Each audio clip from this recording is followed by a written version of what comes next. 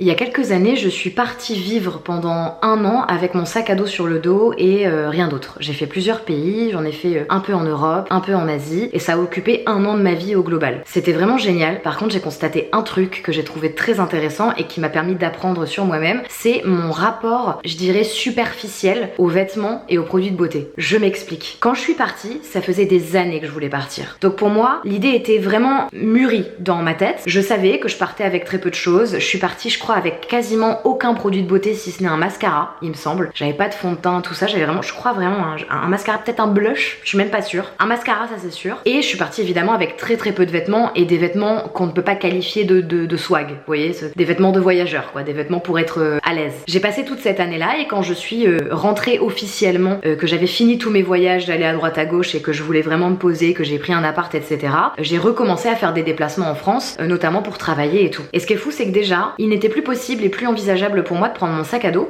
parce que dans ma tête il me fallait absolument une valise parce qu'il fallait que je prenne beaucoup de choses et donc des fois je me retrouvais avec une valise plus grosse pour 3 jours de voyage que je n'ai eu pour mon sac à dos de 1 an et souvent je me rendais compte que je prenais plein de tenues différentes, etc., au cas où, tu vois, le au cas où revenait, chose qui m'était pas arrivée pendant 1 an, avec beaucoup plus de produits de beauté, beaucoup plus d'artifice en fait. Et je me rappelle d'une scène où je regarde cette valise que je suis en train de remplir pour 3 jours à Paris de déplacement et de réaliser ce que je suis en train de vous dire et de réaliser qu'en fait, qu'est-ce qui a changé entre mon voyage de 1 an et ce déplacement de 3 jours? Bah l'importance du regard des autres. Et c'est là que j'ai réalisé que je faisais pas du tout partie de cette team de moi je m'habille pour moi je me fais belle pour moi je me maquille pour moi, machin.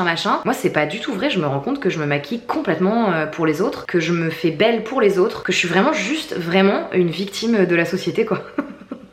C'est pas ouf de le dire comme ça, mais je l'assume complètement, je pense pas que ce soit méga grave. Juste j'aimerais bien évidemment déconstruire ça chez moi. Bon, chaque chose en son temps, je peux pas tout déconstruire non plus, donc je vais juste être hyper smooth avec moi-même et essayer de comprendre ça quoi. Mais c'est vrai que je l'ai vraiment réalisé quoi. En fait en voyage, j'en avais rien à foutre d'à quoi je ressemblais parce qu'en fait tous les voyageurs on ressemble tous à des gens en Birkenstock ou en basket avec un pantalon qui va pas avec le haut, des trucs amples, on pue la sueur, on a nos cheveux attachés, on est en général pas maquillés, etc. Parce qu'en fait on voyage, donc on n'a pas le temps ni l'envie de faire ça, c'est pas le but quoi, vous voyez. Et donc du coup il y a pas de complexe qui se crée parce qu'on est tous à peu près pareil, donc on est ok avec ça, tu vois. Il y a une espèce d'acceptation commune, une communauté qui se crée de schlag au bout du monde quoi. Et en fait quand tu rentres en France et que tout le monde est hyper apprêté, les rendez-vous clients et tout, mais en fait jamais je me serais pointée, tu vois, les cheveux en bazar, enfin ça n'aurait pas été possible en fait. Et je réalise que du coup ce qui comptait en fait pour moi c'était vraiment le regard des gens. Pas de conclusion à ça si ce n'est vous dire que je suis une immense victime de la société.